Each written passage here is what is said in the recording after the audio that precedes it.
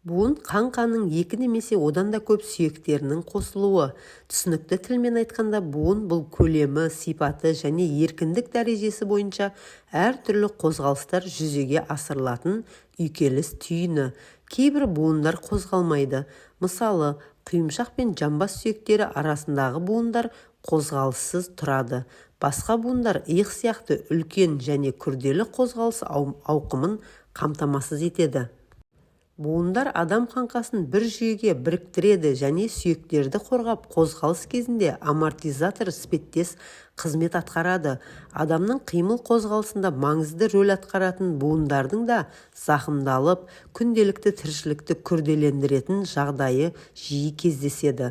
Сондықтан буын аурулары және олардың емдеу жолдары туралы білу артық етпейді. Адам буындары қай жерде орналасқан?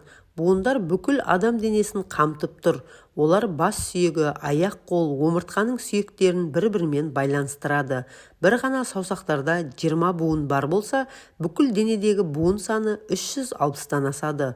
Адам ағзасындағы ең үлкен буын тізе буыны болып табылады және атауы айтып тұрғандай, ол тізеде орналасқан. Ең кішкентай буын құлақта орналасқан. Ол ұсақ сүйектерді, атап айтқанда, балғашық, үзеңгі және төсті біріктіреді.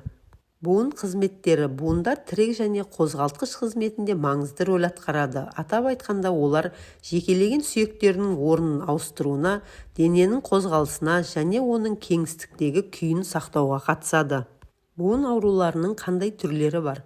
Буын ауруларының көбін шартты екі топқа бөлуге болады: қабыну артрит және дегенеративті артроз. Біріншісі жиі жағдайда иммундық жүйенің бұзылуына байланысты туындайды. Екіншісі тозуға байланысты қалыптасады. Буындарға тән ең көп таралған ауруларды қарастырайық. Артрит. Артрит термині оның әртүрлі элементтері әсер ететін буындардың әртүрлі қабыну аурулары ретінде түсіндіріледі.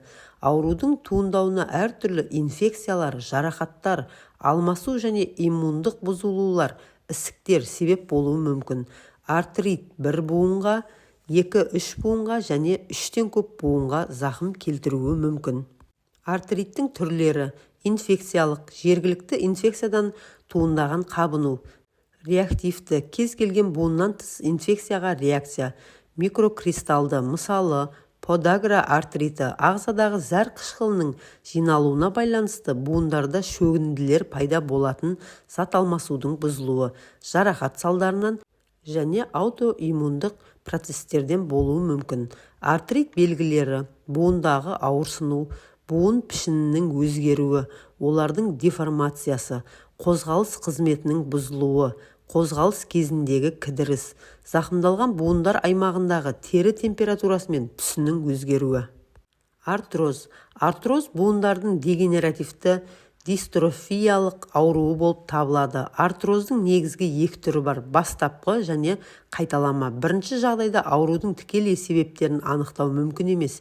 Екіншісінде ол әртүрлі факторлар мен аурулардың салдары ретінде қалыптасады. Сонымен тұқым қуалаушылық, жарақат, созылмалы буын аурулары, жүйелі метаболикалық аурулар артроздың себебі болуы мүмкін. Сондай-ақ буындарға ұзақ уақыт шамадан тыс жүктеме түсуі артық салмақ ауру тудыру қаупін арттырады. Артроздың белгілері: буындағы ауырсыну, қозғалыстардың шектелуі, таңертең 30 минутқа дейін қозғалыстағы кідірістер, буындағы үйкеліс сезімі, буындағы деформация. Буындарды қалай емдейді? Буын аурулары кезінде әртүрлі емдеу әдістері қолданылады. Ол өмір сүру салтын өзгерту, дәрі-дәрмек терапиясы және ота жасауды қамтиды. Өмір сүру салтын өзгерту. Буындарды емдеу бойынша ұсыныстар әрқашан өмір сүру салтын өзгертуден басталады. Ревматологтардың айтуынша, дәрігерлер артық салмаққа үнемі назар аударады. Майлы тіндердің шамадан тыс болуы денеде, соның ішінде буындарда қабынудың жоғары деңгейіне ықпал етеді. Бұл сонымен қатар аяқтардағы буындарға қосымша жүктеме болады. Темекі шегуден бас тарту маңызды.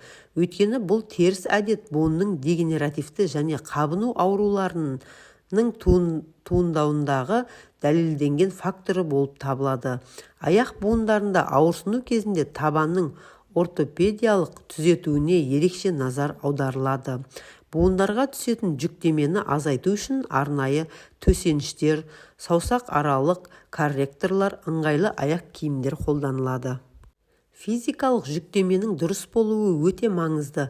Буындар үшін қозғалыс пайдалы, бірақ қосымша жарақат алмас үшін қозғалыс шамадан тыс болмауы керек. Жеке оңалту кешенін таңдау үшін емдік дене тәрбиесі дәрігеріне жүгінген дұрыс.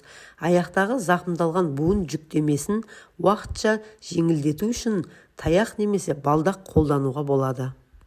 Дәрі-дәрмек терапиясы қатаң түрде дәрігердің қадағалауымен жүргізілуі керек. Ота арқылы емдеу, егер буындағы өзгерістер айтарлықтай ауқымға жетсе, хирургиялық жолмен емдеу қажет болуы мүмкін. Ота кезінде бүкіл буынды ауыстыруы немесе кішігірім артроскопиялық тазалау жүргізуі мүмкін. Үй жағдайында буындарды қалай сақтауға болады? Буындарды сау ұстауға көмектесетін бірнеше қарапайым, бірақ тиімді әдіс бар. Қалыпты салмақты сақтау. Жоғарыда айтылғандай, артық салмақ буындарға жүктемені арттырады да, бұл буындардың зақымдануына әкелуі мүмкін. Артық салмақ денедегі қабыну процестерін қоздырады және бұл буындарға кері әсер етуі мүмкін. Дұрыс тамақтану. Белгілі бір минералдар мен витаминдердің жетіспеушілігі немесе артық болуы сүйек пен бауыр ауруларының қаупін арттырады. Ағзадағы D витамині мен кальцийдің қалыпты деңгейін сақтау өте маңызды. Ыңғайлы аяқ киім кию. Аяқты қысатын аяқ киім, қатты табан, тым биік және тұрақсыз өкше буындардың шамадан тыс жүктелуіне және олардың бұзылуына әкеліп соғуы мүмкін. Орташа физикалық жүктемелер орындау, бұлшықеттерді күшейту, икемділік пен тепе-теңдік жаттығуларын орындау өте маңызды. Алайда шамадан тыс дене жүктемесін буындарға теріс әсер етуі мүмкін, яғни жарақатқа зақымдалуына және біртіндеп бұзылуына әкелуі мүмкін екенін есте ұстаған жөн. Темекіден бас тарту. Бұл теріс әдет ағзаның кальцийді тиімді сіңіруіне жол бермейді де, бұл кейінірек буындардың бұзылуына әкелуі мүмкін. Буын патологиясы ең алдымен ауырсынумен байқалады. Ісіну, қызару, қиын қозғалу, тұрақсыздық сезімі, сықырлау қосылуы мүмкін. Дегенмен, буындардағы сықыр көбінесе ауруды білдірмейді және қалыпты жағдай болып табылады.